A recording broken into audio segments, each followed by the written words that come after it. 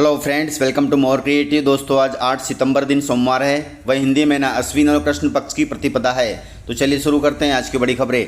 यदि आपको खबरें पसंद आए तो वीडियो को लाइक जरूर करिएगा और आप हमें प्रदेश के किस जिले से देख रहे हैं कमेंट बॉक्स में जरूर बताइएगा। दोस्तों, यदि आप चैनल पर नए हैं तो चैनल को सब्सक्राइब कर बेल आइकन पर क्लिक कर दें ताकि अगला वीडियो आपको शीघ्रता से मिले। लाडली बहनों के लिए खुशखबरी है। लाडली बहनों के खाते में झमाझम बरसेंगे 1500 रुपए। इसका ऐलान स्वयं मुख्यमंत्री मोहन यादव ने किया है। मुख्यमंत्री ने कहा कि दीपावली के बाद भाई दूज से लाडली बहनों को हर महीने 1500 रुपए की राशि मिलेगी। यह ऐलान उन्होंने पन्ना जिले में शनिवार को किया है। मुख्यमंत्री ने कहा कि दीपावली पर भाई दूज से बहनों के खातों में 1500 रुपए आएंगे। इसके बाद 2026 और 27 में भी यह राशि बढ़ाएंगे और 2028 तक लाडली बहनों के खातों में 3000 रुपए आने शुरू हो जाएंगे। वहीं इस महीने की राशि भी 10 से 15 तारीख के बीच कभी भी आ जाएगी। हालांकि यह राशि 1250 रुपए होगी, लेकिन अगले महीने से लाडली बहनों को 1500 रुपए मिलेंगे। दोस्तों, रविवार 7 सितंबर से पितृपक्ष हो गए हैं शुरू। इस दौरान श्राद्ध, तर्पण और पिंडदान करने से पितरों को मिलती है मुक्ति। मान्यता है कि इस अवधि में पितृ धरती पर आते हैं और सभी के दुखों को दूर करते हैं और आशीर्वाद देते हैं। यह पितृपक्ष 7 सितंबर से पूरे 15 दिन चलेंगे और इनकी हिंदू धर्म में बहुत मान्यता है। दोस्तों, किसानों के लिए जरूरी खबर है। दीपावली पर सिर्फ इन किसानों को मिलेगी खुशखबरी। केंद्र सरकार ने जीएसटी रेट कट करके किसानों को ही नहीं पूरे देशवासियों को दीपावली का गिफ्ट नवरात्रि में ही दे दिया। 22 सितंबर से जीएसटी की नई दरें लागू हो जाएंगी। इससे प्रदेश सहित देश में कृषि से जुड़े सामान सस्ते हो जाएंगे। रोजमर्रा की जरूरतों का लगभग हर सामान भी सस्ता हो जाएगा। कुछ वस्तुओं पर 0% जीएसटी लगाई गई है, जिससे किसान से लेकर मिडिल क्लास तक के सभी लोग काफी खुश हैं। इसके अलावा दीपावली पर मोदी सरकार किसानों को 21वीं किस्त का तोहफा दे सकती है। इसके लिए अधिकारियों ने तैयारियां शुरू कर दी है। कई मीडिया रिपोर्ट्स में दावा किया जा रहा है कि किसानों को दीपावली या दीपावली से पहले 21वीं किस्त का तोहफा मिल सकता है। यह किस्त प्रधानमंत्री किसान सम्मान निधि योजना की होगी।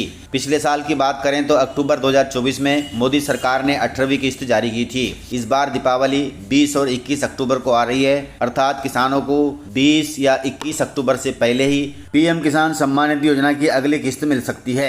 यदि ऐसा होता है तो किसानों को दीपावली पर काफी राहत मिलेगी। दोस्तों, मुख्यमंत्री मोहन यादव ने छत्तीसगढ़ को दी है 5 करोड़ रुपए की सहायता राशि। दोस्तों, छत्तीसगढ़ के दंतेवाड़ा और अन्य जगह बाढ़ प्रभावित क्षेत्रों में राहत कार्यों के लिए मध्य प्रदेश सरकार ने बड़ा कदम उठाया है। मध्य प्रदेश के मुख्यमंत्री डॉक्टर मोहन यादव ने छत्तीसगढ़ के बाढ़ पीड़ितों के लिए 5 करोड़ रुपए की आर्थिक सहायता की घोषणा की है। इसके साथ ही आवश्यक राहत सामग्री लेकर एक विशेष ट्रेन मध्य प्रदेश से छत्तीसगढ़ के लिए भी रवाना की जाएगी। इस पहल को पड़ोसी राज्यों के बीच आपसी सहयोग और एकजुटता का प्रतीक बताया जा रहा है। वहीं मुख्यमंत्री मोहन यादव ने कहा कि मध्य प्रदेश मुश्किल की इस घड़ी में छत्तीसगढ़ के साथ कंधे से कंधा मिलाकर खड़ा है, जो कि बहुत अच्छी बात है। दोस्तों, आपको बता दें कि छत्तीसगढ़ के दंतेवाड़ा सहित कई जिलों में भारी बारिश और बाढ़ ने भारी तबाही मचाई है। यहाँ घर, फसलें और बुनियादी ढांचे को व्यापक नुकसान पहुंचा है, जिसके कारण हजारों परिवार बेघर भी हो गए हैं और उन्हें तत्काल सहायता की जरूरत है। इसी तारतम्य में मध्य प्रदेश सरकार ने छत्तीसगढ़ को 5 करोड़ रुपए की सहायता राशि एवं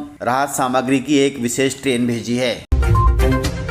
दोस्तों, मध्य प्रदेश में युवा भी फास्ट फूड खाने से पहुंच रहे हैं अस्पताल, इसलिए विशेष ध्यान रखें। दोस्तों, आजकल फास्ट फूड का सेवन युवाओं में आम हो गया है। पिज्जा, बर्गर, मोमोज और अन्य स्नैक्स युवाओं के लिए रोजमर्रा के आहार का हिस्सा बन गए हैं। हालांकि इनका अधिक सेवन पाचन तंत्र पर बुरा असर डाल रहा है, जिसके चलते अस्पतालों में सप्ताह में 3 से 5 दिन फास्ट फूड खाने वाले युवा इलाज के लिए भर्ती हो रहे हैं। आपको बता दें कि फास्ट फूड खाने से शरीर पर कई गंभीर असर पड़ते हैं, जिनमें बवासीर, फीसर और पिस्टूला जैसी समस्याएं शामिल हैं। ये बीमारियां पहले उम्र के बड़े वर्ग में पाई जाती थी, लेकिन अब ये 20 से 25 साल के युवाओं में देखी जा रही है। इसलिए फास्ट फूड का सेवन कम करें, ज्यादा से ज्यादा हेल्दी डाइट, सलाद वगैरह खाएं, अन्यथा गंभीर परिणाम हो सकते हैं। दोस्तों, मध्य प्रदेश में निकली है नर्सिंग ऑफिसर पदों के लिए भर्ती। यदि आप हेल्थ सेक्टर में स्थायी नौकरी की तलाश कर रहे हैं तो यह मौका आपके लिए बहुत ही सुनहरा होगा, क्योंकि मध्य प्रदेश लोक सेवा आयोग ने नर्सिंग ऑफिसर पद के लिए नोटिफिकेशन जारी किया है। इस भर्ती के तहत योग्य उम्मीदवारों को आकर्षक वेतन और भत्तों के साथ राज्य की सेवाओं में काम करने का अवसर मिलेगा। इसके लिए बीएससी या फिर एमएससी नर्सिंग पास उम्मीदवार नर्सिंग काउंसलिंग रजिस्ट्रेशन के साथ आवेदन कर सकते हैं। 1425 पदों के लिए यह भर्ती निकाली गई है। इसमें आवेदन की शुरुआत 5 सितंबर 2025 से हो गई है। वहीं आवेदन की अंतिम तिथि 24 अक्टूबर 2025 है। ज्यादा जानकारी के लिए आप MP MPPSC की आधिकारिक वेबसाइट mppsc.nic.in पर विजिट कर सकते हैं। दोस्तों, यूपी के आगरा में पंडित धीरेन्द्र कृष्ण शास्त्री जी ने दिया है बड़ा बयान। उनके बयान से मुसलमानों में मच गई है सनसनी। दोस्तों, आगरा में बागेश्वर धाम के पंडित धीरेन्द्र कृष्ण शास्त्री की धर्मशाला को जिला प्रशासन ने अनुमति नहीं दी। बताया जा रहा है भीड़ ज्यादा होने के कारण प्रशासन ने उन्हें अनुमति नहीं दी। इसके बाद कार्यक्रम रद्द कर दिया गया। वहाँ से रवाना होने से पहले शास्त्री जी ने एक बड़ा बयान दिया है। उन्होंने कहा कि भारत में सभी मुसलमान कन्वर्टेड हैं और असली मुसलमान दूसरे देशों में रहते हैं। इसके अलावा शास्त्री जी ने कहा कि सनातन का मतलब जिसका न आदि है और न ही अंत है। 3000 साल पहले केवल सनातनी ही भारत में रहते थे। उनका कहना था कि हर धर्म के लोग यदि अपने पूर्वजों को ढूंढेंगे तो उन्हें सनातनी ही मिलेंगे। उनके इस बयान ने देश के मुसलमानों को सोचने पर मजबूर कर दिया है। दोस्तों, मध्य प्रदेश में बीमारी के बहाने धर्मांतरण का खेल जारी है। मामला रतलाम जिले का है। रतलाम जिले में कुछ लोगों के जरिए आदिवासियों पर धर्म परिवर्तन का दबाव बनाने का मामला सामने आया है। आरोपियों ने आदिवासी समुदाय के लोगों से कहा कि तुम बार बार बीमार होते हो, तुम्हारी बीमारी प्रभु यीशु ठीक कर देंगे। प्रभु यीशु की नियमित प्रार्थना से आपकी बीमारी दूर हो जाएगी। आप ईसाई धर्म को स्वीकार कर लो। इस घटनाक्रम को लेकर पुलिस ने 4 आरोपियों को गिरफ्तार कर लिया है। ये घटनाएं रतलाम के औद्योगिक इलाके में स्थित टैंकर रोड की एक झोपड़ी में हुई थी। यहाँ इलाज के बहाने धर्म परिवर्तन का प्रयास किया जा रहा था। हालांकि पुलिस ने इन 4 आरोपियों को गिरफ्तार कर लिया है और अब जाँच जारी है। स्कूली छात्रों के लिए जरूरी खबर है। मध्य प्रदेश बोर्ड परीक्षा में होंगे बड़े बदलाव। दोस्तों, मध्य प्रदेश में शिक्षा के क्षेत्र में एक बड़ा बदलाव होने जा रहा है। अब 10वीं और 12वीं की बोर्ड परीक्षा में छात्रों को पहले से ज्यादा कठिनाई का सामना करना पड़ेगा। शिक्षा मंत्रालय ने हाल ही में घोषणा की है कि सत्र 2026 से परीक्षा पैटर्न में बदलाव होगा।